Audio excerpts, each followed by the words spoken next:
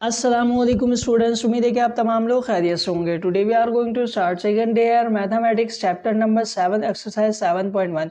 मैंने इसके question number 7 और 8 कराया था। अभी क्वेश्चन नंबर 9 देखो। 9 में हमें क्या बोला गया है, z 4,5 and x 7,-1 are two given points. ठीक है, ये हमारे पास टू गिवन पॉइंट्स है, कोऑर्डिनेट्स है। ठीक है, the point y divide the line segment. Point y जो पॉइंट है वो डिवाइड कर रहा है लाइन सेगमेंट को z and x externally. Line segment जो है ना हमारा वो z और x है। ठीक है, बेसिकली इसमें क्या बोला गया है, देखो ये हमारे पास एक लाइन सेगमेंट है, इसका एक पॉइंट है z, एक पॉइंट है x। और यहाँ देखो मैंने आपको पहले ही क्वेश्चन कराया है, इससे प्रीवियस जो मैंने अभी लेक्चर वीडियो अपलोड की है उसके अंदर ही आपको बताया है कि एक इंटरनली डिवीजन होता है और एक एक्सटर्नली डिवीजन होती है। इंटरनली डिवीजन ऐसे डिवीजन को बोला जाता है जो लाइन के अंदर ही डिवाइड कर रहा हो लाइन सेगमेंट को, तो उसको बोला जाता है इंटरनली डिवीजन। और अगर एक्सटर्नली डिवीजन की बात करूं तो लाइन के बाद इमेजनरी कहीं पे जाके क्या कर रहा हो, डिवाइड कर रहा हो, तो उसको बोला जाता है एक्सटर्नली डिवीजन। ठीक है, तो यहाँ पे आपको वही चीज़ पूछी गई है कि ये क्या कर रहा है, एक्सटर्नली डिवाइड कर रहा है। उसका रेशो हमारे पास गिवन है 4 और 3। ठीक है, और मैंने आपको बताया फर्स्ट रेशो को हम m बोलते हैं, सेकंड रेशो को हम n बोलते हैं। m क्या होता है, m फर्स्ट पॉइंट से लेके जो हमारा पॉइंट डिवाइड कर रहा है वहां तक का डिस्टेंस m होता है। सेकंड जो होता है हमारे पास सेकंड पॉइंट से लेके जो पॉइंट डिवाइड कर रहा है वहां तक का डिस्टेंस क्या होता है, n होता है। ठीक है, तो ये दोनों डिस्टेंस हमें भी गिवन है। हम इसको सिंपल सा फॉर्मूला लगाएंगे जो कि मैंने फॉर्मूला आपको बताया था, जस्ट उसमें माइनस लग जाएगा। ठीक है, तो इसको ज़रा सॉल्व कर लेते हैं और देखते हैं हमारा आंसर क्या आ रहा है। सबसे पहले तो हम यहाँ पे डेटा मैंने यहाँ पे बना लिए, z की वैल्यू मेरे पास गिवन है, x की वैल्यू है और मेरे पास रेशोज गिवन है। ठीक है, तो देन मैं यहाँ पे क्या करूँगा, सॉल्यूशन लगाऊंगा। ठीक है, सॉल्यूशन लिखने के बाद मैंने आपको फार्मूला बताया था जो कि इंटरनली डिवीजन जो डिवाइड कर रहा है पॉइंट, इसको फाइंड आउट करने का। ठीक है, तो वो फार्मूला क्या था, वो फार्मूला मेरे पास था, जैसे कि मैं लेट कर लेता हूं, जो पॉइंट इन दोनों लाइन सेगमेंट को क्या कर रहा है, डिवाइड कर रहा है, वो पॉइंट को मैं बोल देता हूं P। ठीक है, मतलब वो पॉइंट P था जो इन दोनों लाइन सेगमेंट को डिवाइड कर रहा था इन रेशो के अंदर, 4 और 3 के रेशो में। ठीक है, अब इसके लिए फार्मूला में जो लगाऊंगा, मैंने आपको पहले भी फार्मूला बताया था कि फार्मूला क्या था। जैसे मैंने अभी आपको बताया कि मैं इसको डिनोट कर रहा हूँ P से। ठीक है, पॉइंट P जो है वो पॉइंट है जो कि डिवाइड कर रहा है, उसके कोऑर्डिनेट्स हमने यहाँ पे फाइंड आउट करने हैं। तो उसके कोऑर्डिनेट्स P के कोऑर्डिनेट्स में x y लिख दे रहा है ऐसे। ठीक है, और आगे मैं यहाँ लिखूंगा अपना फार्मूला। मेरा फार्मूला क्या था, mx2 प्लस था ना यहाँ पे, लेकिन मैंने बताया था एक्सटर्नली के लिए हम यूज करेंगे माइनस का, हर जगह क्या कर देंगे, माइनस लगा देंगे। तो nx1 और यहाँ m माइनस n, ये मेरे पास हो गया। और यहाँ पे था my2 minus ny1 upon m minus n, ये मेरे पास एक्सटर्नली के लिए फार्मूला हो गया। अब मैं इसके अंदर जस्ट वैल्यूज पुट आउट करूंगा, देन मेरा आंसर बहुत आसानी के साथ निकल कर आ जाएगा। देखो कैसे, सबसे पहले हमने वैल्यूज जो फाइंड आउट करनी है वो मैंने पॉइंट को लेट किया है P। ठीक है, और अगर आप इसको यहाँ पे लिख लो तो अच्छी बात है, मैंने डायरेक्ट किया है, पॉइंट लेट किया है जो P, उसको मैंने डायरेक्ट कर दिया है। ठीक है, तो आप कुछ भी लेट कर सकते हो, फिर उसके कोऑर्डिनेट्स जैसे आपने फाइंड आउट करना है। और आपको पता है इसकी पॉइंट को मैं बोल देता हूँ, एक बोल देता हूँ x1, y1, ये आसानी के लिए बोल देता हूँ। ठीक है, और ये बोलता हूँ x2, y2। ठीक है, ये हो गया मेरे पास 2 पॉइंट्स। अब यहाँ पे मैं वैल्यूज भी उसी हिसाब से क्या करूँगा, पुट करूँगा। सबसे पहली वैल्यू देखो मेरे पास क्या है, m की वैल्यू मेरे पास है 4। ठीक है, x2 की वैल्यू मेरे पास है यहाँ पे x2 ये रहा, तो x2 ये रहा हमारे पास, मल्टीप्लाई बाय 7, 4 मल्टीप्लाई बाय 7 हो गया। अब आगे चलो, माइनस का साइन है हमारे पास। ठीक है, माइनस का साइन आ गया, nx1, n की वैल्यू 3 है, x1 की वैल्यू मेरे पास 4 है। ठीक है, तो 3 मल्टीप्लाई बाय क्या हो गया, 4, 4 मल्टीप्लाई बाय 7, 3 मल्टीप्लाई बाय 4, और यहाँ कॉमा आ गया my2। m की वैल्यू यहाँ पे क्या है मेरे पास, m की वैल्यू यहाँ पे मेरे पास 4 है, और मल्टीप्लाई बाय y की वैल्यू यहाँ पे आप देखोगे y2 की, तो y2 की वैल्यू यहाँ पे मेरे पास -1 है, ठीक है, -1 आ गया, माइनस आ गया, और मेरे पास ny1, ठीक है, n की वैल्यू यहाँ पे मेरे पास 3 आई है, ठीक है, ये मल्टीप्लाई हो रहा है किसके साथ, y1 के साथ, तो y1 की वैल्यू मेरे पास क्या है, 5 है। इतनी चीज समझ में आ गई होगी, जस्ट मैंने वैल्यूज पुट की है, ठीक है। अब इसके नीचे क्या है, m माइनस एन, तो m मेरे पास 4 है, माइनस यहाँ पे n मेरे पास 3 है, यहाँ पे भी 4 माइनस 3 हो जाएगा, ठीक है। अब मैं इसको मजीद अगर सॉल्व करूँ तो मेरे पास क्या बनेगा, तो इसको मैं मजीद आगे सॉल्व करूंगा तो देखो ये 4 7 से हमारे पास हो जाएगा 28, ठीक है, और 28 माइनस 3 4 से 12 अपॉन 1 बचेगा नीचे, ठीक है। और यहाँ पे देखोगे 4 -1 से मल्टीप्लाई होगा तो माइनस का 4 और माइनस का 5 हो जाएगा, 5 3 15 होता है, ठीक है। ये हमारे पास आ गया 1। यहाँ क्या चल रहे हैं, कोऑर्डिनेट्स चल रहे हैं पी एक्स और वाई के, ठीक है, पी एक्स एंड वाई के, ये हमारे पास कोऑर्डिनेट्स भी चल रहे हैं, इनको याद रखना।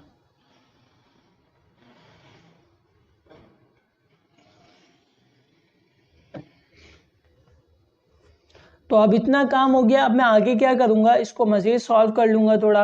28 में से 12 जाएगा तो हमारे पास बचेगा 16, ठीक है, 16 अपॉन 1 बन जाएगा इधर, और इधर बन जाएगा हमारे पास माइनस का 4 और माइनस का 15, ठीक है, तो हमारे पास ये बन जाएगा माइनस का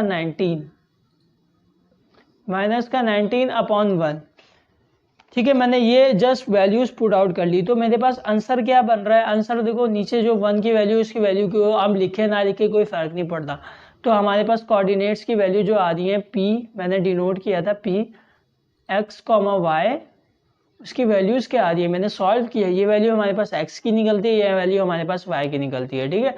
तो मेरे पास जो वैल्यू निकली है वो 16 माइनस का 19 आया, ठीक है।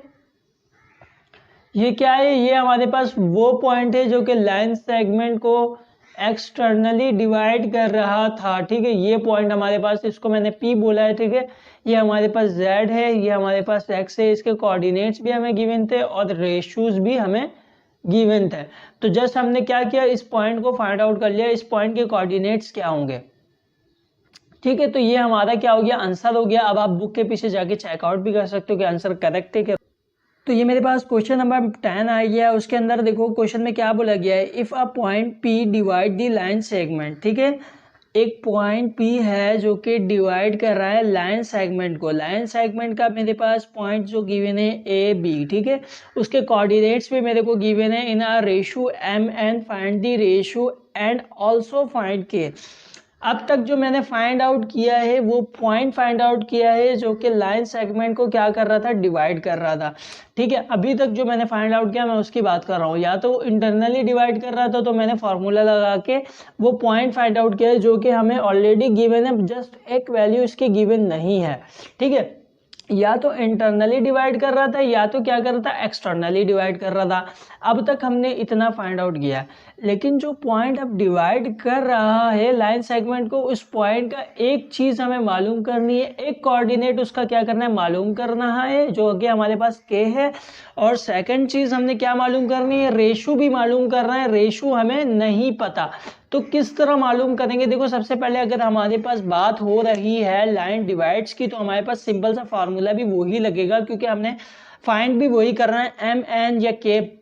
तो इसके अंदर हमें ये नहीं बताया गया है कि ये इंटरनली कर रहा है या एक्सटर्नली कर रहा है, यहाँ पे हम लगाएंगे फार्मूला इंटरनली का, क्योंकि एक्सटर्नली जो होता है वो एक्सटर्नली इमेजिनरी हम लोग करते हैं कि एक्सटर्नली कहीं पे जाके डिवाइड कर रहा है तो उसके रेशियोज गिवन होते थे, ठीक है, यहाँ पे लेकिन लिखा हुआ नहीं ये इंटरनली है या एक्सटर्नली है। तो देन इसको सॉल्व किस तरह करेंगे, डेटा मैंने इस तरह बना लिया, देखो ए हमारे पास गिवन है, उसको x1 y1, b को x2 y2, p हमारे पास जो कोऑर्डिनेट्स गिवन है k, 7, तो हमने इसी तरह लिख लिया। अब आपको सॉल्यूशन लिखेंगे, सबसे पहले फार्मूला आपको पता है, फार्मूला हम वही वाला लगाने वाले हैं जो कि क्या था। अब देखो अब मैं फार्मूला लगा रहा हूँ ना, ये मेरे को मिड पॉइंट बोल रहा हूँ, डिवीजन का जो फार्मूला है, सेक्शन जो फार्मूला बोला जाता है इसको ज्यादातर सेक्शन फार्मूला, ठीक है, क्योंकि ये इसको दो हिस्सों में क्या कर रहा है, तोड़ रहा है। तो सेक्शन फार्मूला लगाऊंगा तो यहाँ पे मैं लिखता था p कोऑर्डिनेट जो कि हमें फाइंड आउट करना है x, y, ठीक है, यहाँ पे हमें गिवन है तो हम इसको डायरेक्ट लिख रहे हैं k, 7, k,7 आ गया। अब आगे हमारे पास क्या होता था, आगे मेरे पास होता था mx2 plus nx1 upon m plus n, और यहाँ होता था हमारे पास my2 plus ny1 upon m plus n। ठीक है, इतनी चीज़ आ गई, वही फॉर्मूला जस्ट मैंने लिख लिया। अब यहाँ पे क्या करूँगा, देखो मेरे को पास वैल्यूज़ गिवन है और आपको इसके अंदर जस्ट वैल्यूज़ पुट आउट कर लेता हूँ। ठीक है, सबसे पहले देखो मेरे पास p और k इस तरह आ गया, k7 इस तरह आ गया, तो यहाँ से इसको मिटा देते हैं। ये हमारे पास कोऑर्डिनेट्स है। ठीक है, x कॉमा वाई, ये हमारे पास कोऑर्डिनेट है, यहाँ पे लिख लेते हैं x कॉमा वाई। ये हमारे पास कोऑर्डिनेट्स हैं, इनकी वैल्यूज हमारे पास गिवन थी, x की k थी और y की 7 थी। ठीक है, अब आप इसको k बोलो या x ही बोलो, क्योंकि हमने तो इसकी वैल्यूज जो है फाइंड आउट करनी है। ठीक है, तो कुछ भी बोल सकते हो, क्योंकि हमारे पास सवाल में k था तो मैं यहाँ पे k ही लिख रहा हूँ। ठीक है, तो यहाँ पे देखोगे तो m हमारे को फाइंड आउट करना है, तो आउट करना है। ठीक है, तो m की वैल्यू हम इसी तरह लिखेंगे। सबसे पहले देखो हमारे साथ m के साथ क्या है, x2 की वैल्यू मेरे पास है 1। ठीक है, तो 1 इसी तरह आया और मल्टीप्लाई बाय m हमारे पास लिखा हुआ है, तो ये m भी आ जाएगा। ठीक है, और बीच में प्लस का साइन आ गया, n हमारे को फाइंड आउट करना है n, और x1 की वैल्यू मेरे पास क्या है 8, तो ठीक है ये हमारे पास बन जाएगा 8n। नीचे क्या आ जाएगा m प्लस n, और यहाँ पे चलो तो हमारे पास m की वैल्यू हमें फाइंड आउट करनी है, y2 हमारे पास है 2, तो ये हमारे पास बन जाएगा 2m, और यहाँ पे हमारे पास बन जाएगा y1 है तो 9, तो ये बन जाएगा, बीच में प्लस का साइन है, तो ये हमारे पास बनेगा 9n। ठीक है, और m प्लस n आ गया। अब आपको पता है हम लोग क्या करते हैं, इक्वेट भी कर सकते हैं कि ये हमें पता है इसके बराबर है और ये हमारे पास इसके बराबर है। ठीक है, तो मैं इसको यहाँ पे आगे सॉल्व कर लेता हूँ। तो देखोगे सबसे पहले मैं कर लेता हूँ इक्वेट, k को इसके इक्वल ले लूँगा, 7 को इसके इक्वल ले लूँगा। ठीक है, तो k हमारे पास जो बराबर आएगा वो आएगा 1m plus 8n upon m plus n। इसको इक्वेशन नंबर 1 बोल देते हैं। ठीक है, और मैंने ले लिया है 7 को जो कि बराबर है 2m plus 9n upon m plus n। इसको इक्वेशन नंबर 2 बोल देता हूँ। अब मुझे वैल्यू फाइंड आउट करनी है एम एन की। जाहिर सी बात है हमें के भी मालूम करना है और एम एन भी मालूम करना है। अब अगर मैं इधर से के की वैल्यू फाइंड आउट करनी है तो यहाँ पे मुझे एम एन चाहिए, और यहाँ पे अगर मुझे एम एन की वैल्यू फाइंड आउट करनी है तो यहाँ पे मुझे के की वैल्यू चाहिए, लेकिन हमारे पास के की वैल्यू नहीं है। लेकिन के की जगह जो वाई कोऑर्डिनेट की वैल्यू हमारे पास गिवन है 7, उसके थ्रू मैं निकाल लूंगा एम एन की वैल्यू। ठीक है, एम एन की वैल्यू मेरे पास आ जाएगी, देन मैं इसके अंदर पुट करके के की वैल्यू निकाल लूंगा।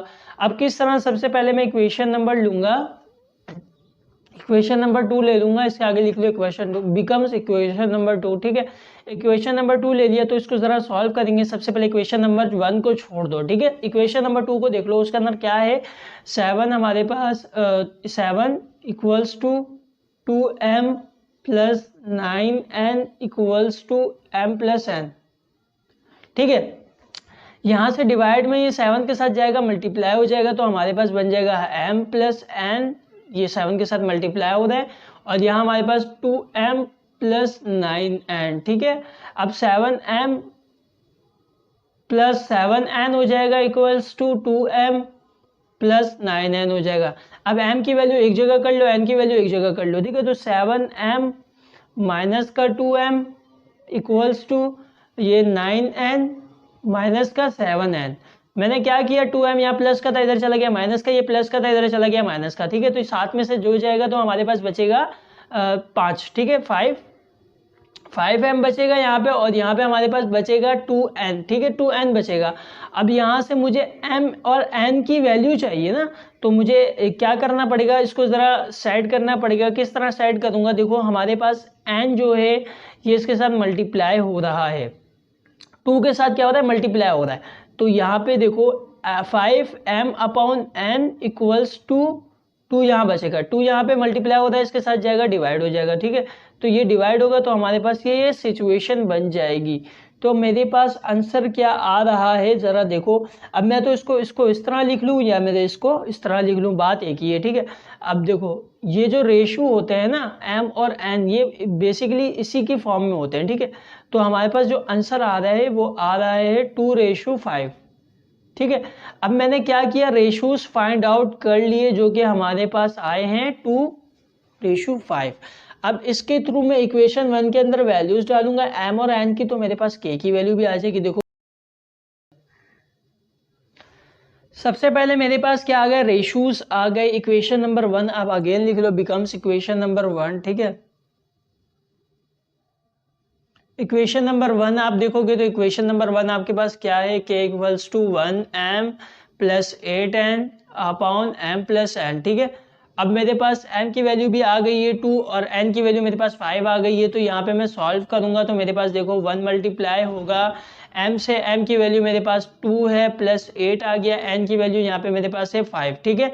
और यहाँ पे आप चलोगे तो हमारे पास 2 + 5 हो जाएगा, ठीक है। इतना काम हो गया। देन हम क्या करेंगे, k की वैल्यू फाइंड आउट करने के लिए इसको थोड़ा सॉल्व कर लेंगे, ठीक है। 2 1 से हमारे पास क्या होगा 2 होगा, 8 5 से हमारे पास होता है 40, ठीक है। तो ये हमारे पास 45 हो जाएगा और यहाँ पे हमारे पास 7 आ जाएगा। यहाँ क्या चल रहा है, k चल रहा है, तो यहाँ पे k की वैल्यू फाइंड आउट करनी है। देखो ये हमारे पास हो जाएगा 42/7 हो जाएगा, इक्वल्स टू यहाँ पे क्या चल रहा है, k चल रहा है। अब k की वैल्यू इसको और मजबूत सॉल्व करोगे तो हमारे पास 7 1 से 7 7 6 जा 42 हो जाएगा, ठीक है। तो हमारे पास ये सिंपल सा आंसर आ गया k इक्वल्स टू 6। कैलकुलेटर में लिख के भी आप चेक कर सकते हो, तो हमारे पास k की वैल्यू 6 आ रही है, लेकिन बुक के पीछे जो आपकी वैल्यू आ रही है वो 2 आ रही है, ठीक है। तो वो करेक्ट नहीं है, ये जो मैंने आपको निकाल के दिखाई है इसी तरह प्रोसेस होगा। तो इसी तरह जो वैल्यू आई है k की वैल्यू 6, यही आपकी करेक्ट वैल्यू है, ठीक है। तो क्वेश्चन नंबर 10 के भी आपके पास आंसर आ गए। क्वेश्चन नंबर 9 और 10 भी हो गया। अब नेक्स्ट लेक्चर में इंशाल्लाह मैं आगे सॉल्व करूंगा। उम्मीद है इतना आपको समझ में आ गया होगा, और जिसको कुछ इशू है तो वो मुझसे पूछ सकता है मेरे व्हाट्सएप नंबर पे जो मैंने डिस्क्रिप्शन या कमेंट में दिया हुआ है, और मेरे व्हाट्सएप ग्रुप भी उसके अंदर है, उसके लिंक्स भी गिवन है, तो वहां से आप ज्वाइन कर सकते हो। क्योंकि उम्मीद है आपको समझ में आ गया होगा। मिलते हैं किसी नेक्स्ट लेक्चर में, तब तक के लिए खुदा हाफिज।